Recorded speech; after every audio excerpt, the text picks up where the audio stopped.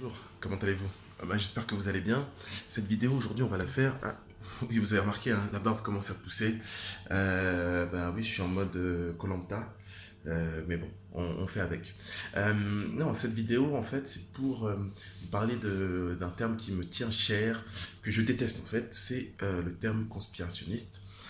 C'est le terme pour éviter de discuter sur certains sujets, donner une quasi-nullité à toute théorie. Il faut savoir que moi, en tant que mathématicien, j'estime accorder, quelle que soit la théorie, un minimum de crédit. C'est-à-dire que je ne lui apporte jamais une probabilité zéro. J'analyse.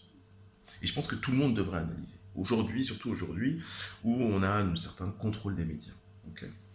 Ce qui est intéressant avec ce confinement, c'est que ça nous permet aussi de réfléchir. Alors réfléchir sur quoi? Réfléchir sur un tas de choses, sur ce qu'on nous dit, sur ce qu'on ne nous dit pas. Rappelez-vous de cette vidéo qui avait fake news. On a vu un homme, plutôt la quarantaine, qui avait un brevet sous les yeux, qui nous expliquait que voilà comment c'est fait. Je vais vous montrer. Il y a eu un tas de parodies d'ailleurs. Mais cette vidéo a été classée fake news, mais pourtant dans cette vidéo, il y a 70% de ce qui est dit qui sont factuels. L'interprétation, c'est autre chose, mais il y a 70% de cette vidéo qui est factuelle. Ce qui a énervé beaucoup de gens, c'est qu'en fait, ils mettaient déjà le parallèle entre la liaison entre Madame Lévy et Monsieur Buzyn, okay, enfin, le fait qu'ils voilà, son conjoint, le fait que Monsieur Lévy, ben oui, travaille avec les Chinois, il y a un centre épidémiologique à Wuhan, euh, un grand centre en fait, hein, un centre quasi d'excellence, etc.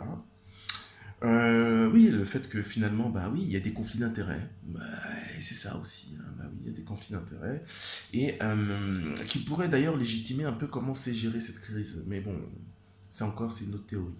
Mais tout ça pour dire que profitez de ce confinement pour remettre en cause tout ce qu'on vous a enseigné. Apprenez à analyser, à réfléchir par vous-même. Et un exercice assez typique, hein, moi j'ai pas de télé, mais vous coupez le son, vous regardez les infos et vous essayez de comprendre. Et là, vous allez voir que finalement, vous n'allez peut-être pas en tirer les mêmes conclusions que les journalistes. C'est très important.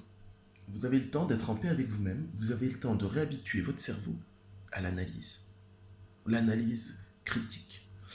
Et sachez que le doute engendre une réflexion. Moi, je sais que je ne sais rien, et je sais que je peux apprendre de tout et de tout le monde. Voilà. Et c'est comme ça qu'on avance, c'est comme ça qu'on grandit. Un exemple, il y a 5 ans, non, il y a plus de 10 ans déjà, je m'étais mis sur les réseaux et j'étais assez actif sur certaines théories. Le World Trade Center, par exemple. La plupart des gens pensent qu'il y a seulement 2 tours qui sont tombées en free fall lors du World Trade Center, ce qui est faux. Par exemple, le VIH, puisqu'on parle de virus. Est-ce que vous savez comment on fait pour être déclaré séropositif? Est-ce que vous savez que vous pouvez être séropositif aux États-Unis sans l'être en Afrique du Sud? Être positif en Australie sans l'être en France? Être positif aux UK sans l'être en Chine? Donc ça, c'est vraiment très important. En fait, il n'y a pas de consensus et il y a des règles qui sont assez bizarres même d'ailleurs. Déjà, le fait qu'il n'y ait pas de consensus, il y a une certaine incohérence. Mais bon, ça ne fait rien. L'important, c'est que vous vous donniez les moyens de rechercher, de réfléchir différemment, d'avoir vos propres analyses et de mettre en avant la raison objective. Aujourd'hui, Mediapart, enfin il y a quelques jours, Mediapart a sorti un article sur les conflits d'intérêts concernant cette crise du coronavirus.